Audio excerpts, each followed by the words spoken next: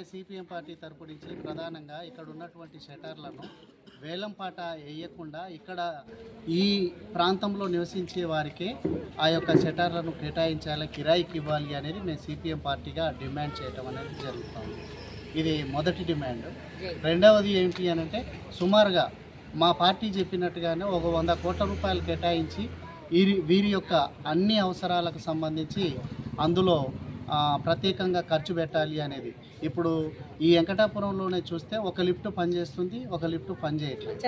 దానికి ఒక లిఫ్ట్ పనిచేయని దానికి మేము వాళ్ళను పిలిపించి అడిగితే సుమారుగా 1 లక్ష రూపాయల దాకా ఖర్చు అవుతుంది అని అంటారు. మరి ఇన్ని డబ్బులు ఎక్కడికి వెళ్ళి తెచ్చి పెట్టుకుంటారు? వీళ్ళంతా పేదవాళ్ళే కదా. మరి పేదవాళ్ళకు మీరు ఇచ్చారు కదా, ఫ్రీగా ఇచ్చారు కదా. ఫ్రీగా ఇచ్చినటువంటి వాళ్లకు ఇప్పుడు 1000 రూపాయలు మెయింటెనెన్స్ పెట్టుకోమనంటే ఇది ఎట్లా కరెక్ట్ అవుతుంది అని కాంగ్రెస్ ప్రభుత్వాన్ని మా పార్టీ నుంచి నిలదీసి అడుగుతూ ఉన్నాం. ఒకసారి మంచి హృదయంతో ఆలోచించి ఇక్కడ ఉన్నటువంటి ప్రజలందరికీ కూడా మేలు చేసే విధంగా 100 కోట్లు కేటాయించి వీళ్ళ ఖర్చులకు వీళ్ళ మెయింటెనెన్స్కి ఇవ్వాలి అనేది మా పార్టీ నుంచి డిమాండ్. ఇది రెండవ డిమాండ్. మూడవది ఏంటంటే అక్కడక్కడ అడవులలో కట్టారు. హైదరాబాద్లో కిరాయికి ఉన్నటువంటి వాళ్ళు అక్కడ కిరాయి కట్టుకోలేక ఇక్కడికి రావడం అనేది జరిగింది. ఇక్కడ పని దొరకదు, స్కూళ్ళు సరిగ్గా ఉండయి, ఏ వసతులు కూడా ఇక్కడ ఉండయి, రవాణా సౌకర్యము ఉండదు, బస్ సౌకర్యానికి సంబంధించి కూడా ఉండదు.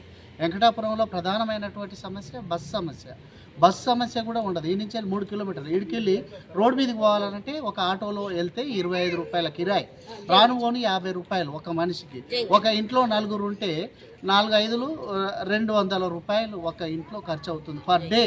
ఏంది ఓన్లీ కిరాయిల వరకే. హైదరాబాద్కు పోయి పని చేసుకొని రావటం కొరకు కొద్దిగా లేటుగా అయితే కూడా అక్కడి నుంచి నడిచి రావటం. అందరికీ ఈ రోజులలో బండ్లు లేవు కదా. అంటే మీ పార్టీ తరఫున మీ డిమాండ్ ఏంటి సార్? ఇక్కడ ఉన్న వాళ్ళకి ఉపాధి కల్పించాలంటే ఉపాధి కూడా కల్పించాలి. వాళ్ళందరికీ బస్ సౌకర్యాలు, తగిన సౌకర్యాలు కూడా చేపియాలి. ఇక్కడ ఎన్పోసిసి ఉంది.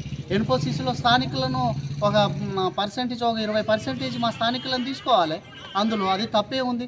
10,000 అది దగ్గర 30,000 మంది పనిచేస్తున్నారు ఎన్పోసిస్లో. ఎక్కడికెళ్ళో వచ్చి మా స్థానికులను తీసుకుంటే మా వాళ్ళకి ఇక్కడ దగ్గర ఉంటుంది, ఉపాధి కూడా కల్పించినట్టు ఉంటుంది. అటువంటి జీవో కూడా ప్రభుత్వం ఆల్రెడీ